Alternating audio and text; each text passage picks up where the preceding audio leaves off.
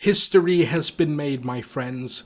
Luffy's Gear 5th has finally been adapted into the anime, and the hype has broken the internet.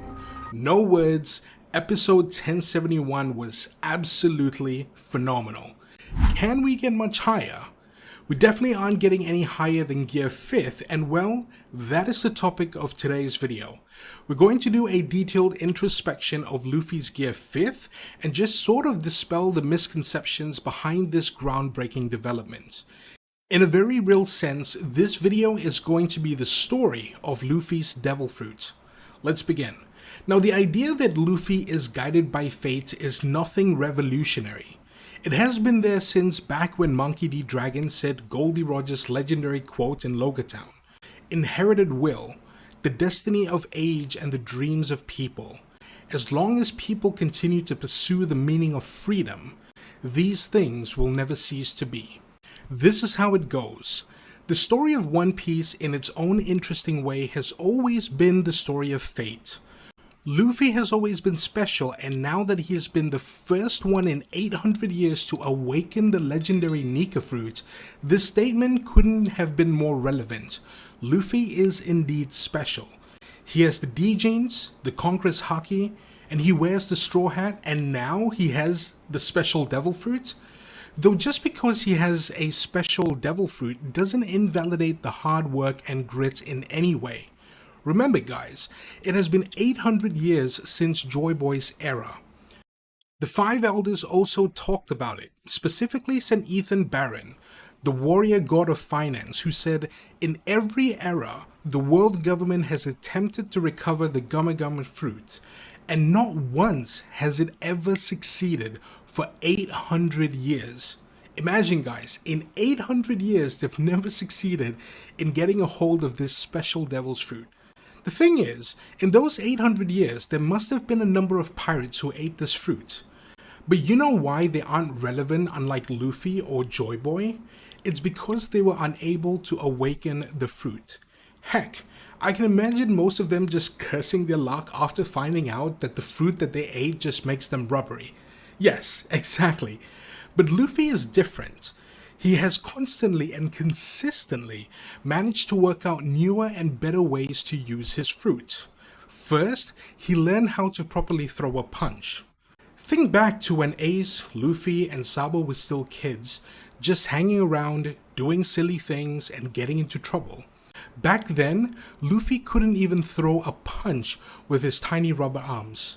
Fast forward to 10 years later, he was strong enough to defeat the East Blue so-called nobodies. Then during the Water 7 and Enies Lobby saga, Luffy started to think of new ways to use his fruit more effectively.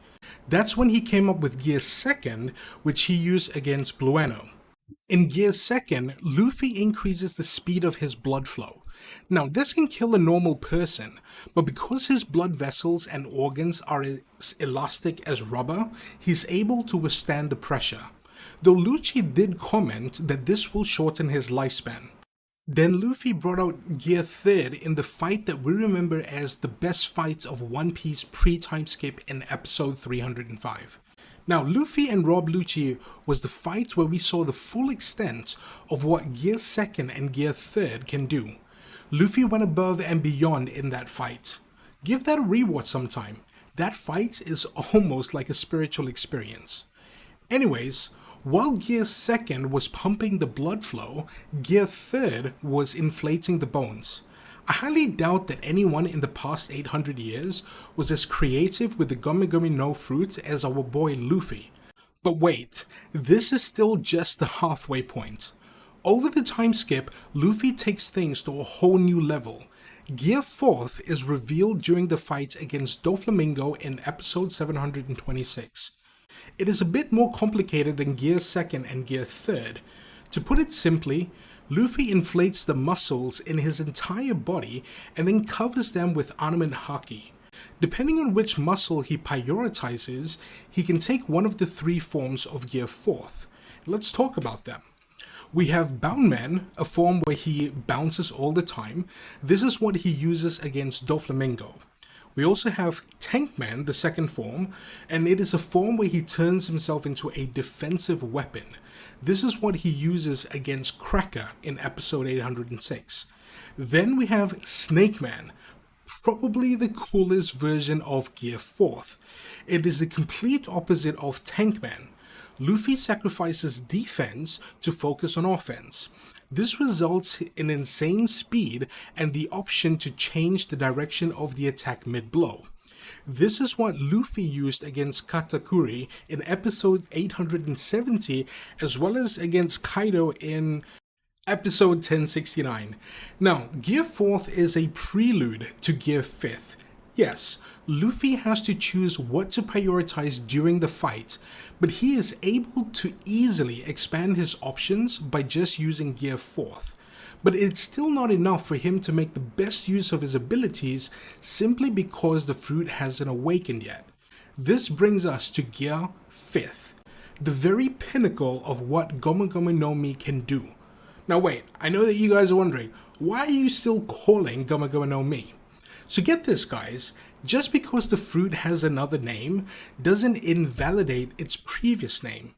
We can call it Hito Hito no Mi Model Sun God Nika, and we can also call it the good old Gomu Gomu no Mi. For nostalgic purposes, I like to say Gomu Gomu no Mi. Now, I want to address another point here. You may have seen that some people mention that it's because Luffy died that the fruit had awakened. You know, kind of like the phoenix mythology where the idea of a phoenix has to die before he can be reborn anew.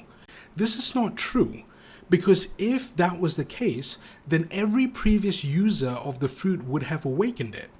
It's not like no one has eaten the fruit for the past 800 years, right?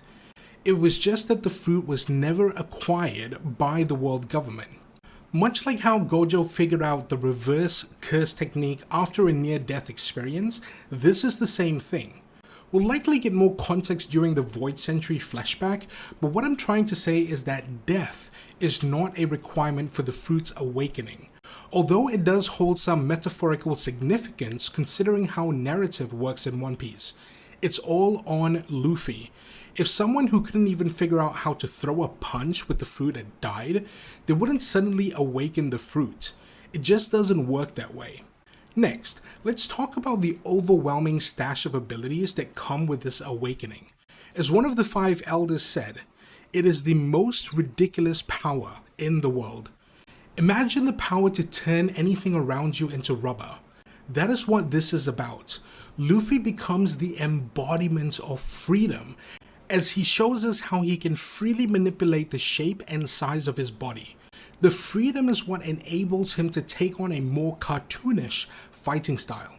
He can affect the surroundings, heck, even the natural elements. He bounced Kaido's Boro Breath, also known as bad breath, Blast Breath, right back at him, and there in the following chapters, there is also a panel of him literally holding lightning with his bare hands.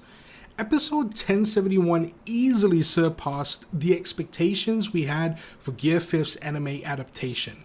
The drums of liberation, the animation sequences, even the 3 seconds of CGI Kaido.